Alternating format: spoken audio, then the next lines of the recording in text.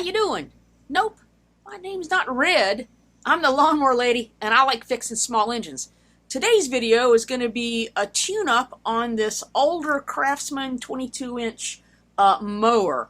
It is a 6.75 horsepower. It's a 22-inch cut. It's a beast. I'll show you what I do to do a tune-up. We'll be dealing with the air filter, replacing the spark plug, because it is actually the original factory spark plug. That's the Briggs and Stratton logo that's still on there. And we'll be changing out the oil.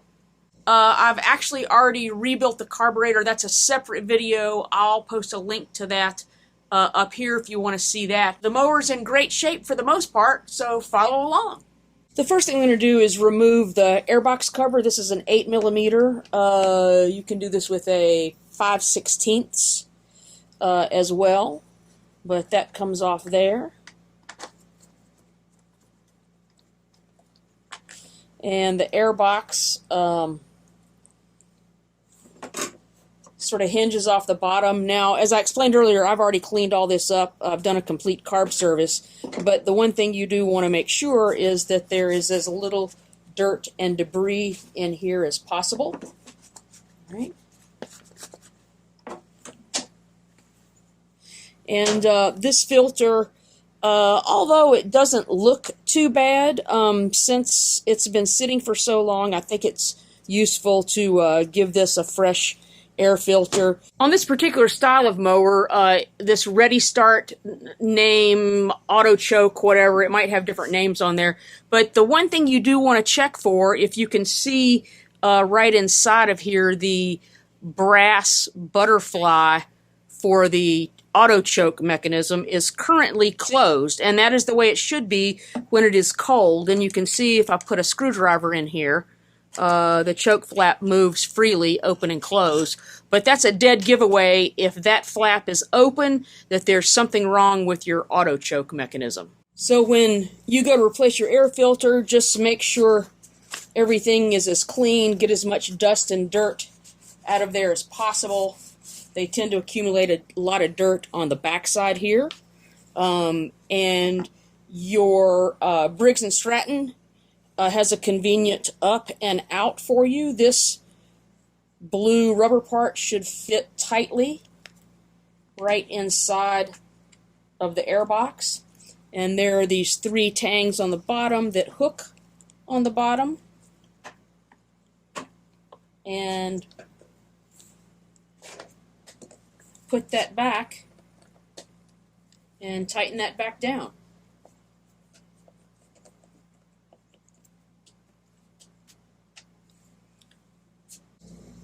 Next is the spark plug. Pull the cap off, take a look at that and make sure it's not broken or corroded or a lot of rust. Sometimes they'll rust right off in there if there's not a good seal. I'm using a 21mm spark plug socket. This is a magnetic one. I prefer that. You can use 13/16 as well.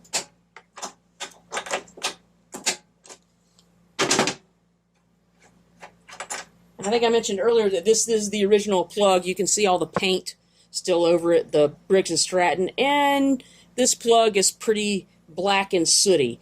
This is a new Champion RJ19LM spark plug, and this is, I'm going to check the gap with a spark plug gapper common that you can get at auto parts store, and it should be about 0.30, and this is almost up to the 0.400, so I'm going to take a block of wood and just tap that electrode down just a little bit. See if we move the needle any. Yeah, I moved it just a little bit, about halfway there. A couple of more taps. And the good thing about these is if you go too far, which I almost did, you use the back side of that to just lift it up just a hair. All right. Right at 0.30 inches. And if you don't want to go to the auto parts store to buy one of these things, the back side of a Stanley knife blade is 0.030 inches, and you can see there's no slop in there at all. Thread that in by hand. Don't use a tool because you can cross thread. That's an aluminum head.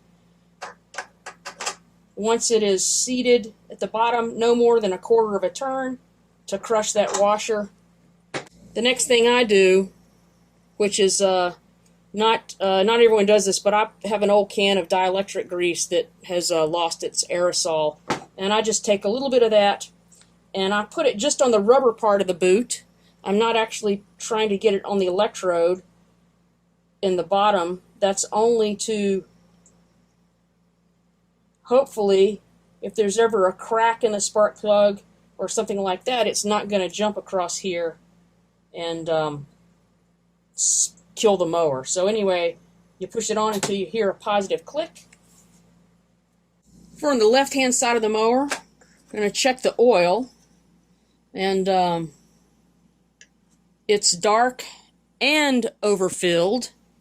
It never seems to ceases to amaze me that these are always overfilled. But the way you check this on a Briggs and Stratton is you do have to lock the cap in, and if you can see where the 2 dots are, the oil level should be between those 2 dots, and it is well past that. So we're going to take this outside, drain it out. But before I leave this side, I'm going to lubricate the cable right here. This is the engine brake and kill switch mechanism. I use Tri-Flow. This is what the bicycle guys use for their cables. I'm going to spray just a couple of drops in there. Activate the cable a couple of times. Since this mower's been sitting a while, it seems to feel pretty free, so I think it's in good shape. And up on the handlebar side, where we operate the safety switch bail, I'm going to spray a few squirts down there. And gravity will help get that lubricant down in to that cable.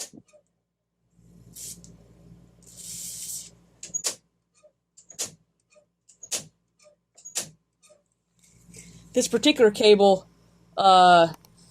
takes a couple of turns here, coming down this side right here, then it goes down, and then there's another turn down there as it goes down. So there's a couple of turns in here, so the more lubrication I can get in there, the better off it's going to be. Alright, so my goal here is to avoid a classic BP moment here, so I use this water heater drip pan thing to catch any spills that might happen, and flip her on over.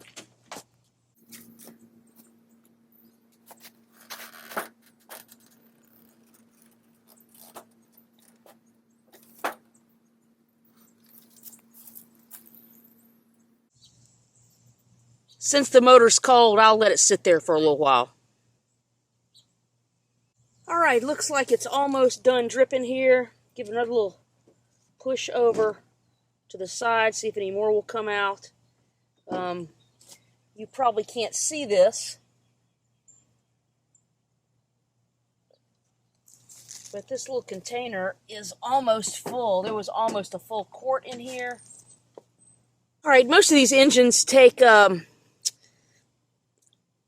16 to 18 ounces. I use an older oil bottle that I can see the side on. I put mark at 20 ounces, and you can see where that is. Don't want to overfill this. Funnel is helpful. And we're just going to pour that in slowly.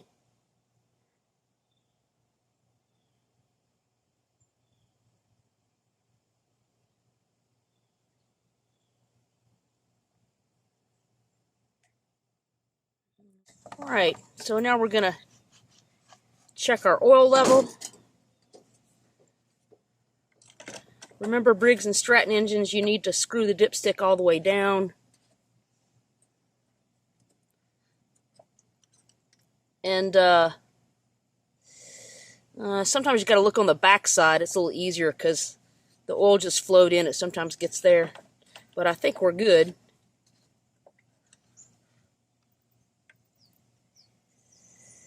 Yeah, I don't know if you can see that or not, but yeah, on the back side it's a little easier. It's just at the arrow at the top of there, and you can see the two holes and the little hash mark area.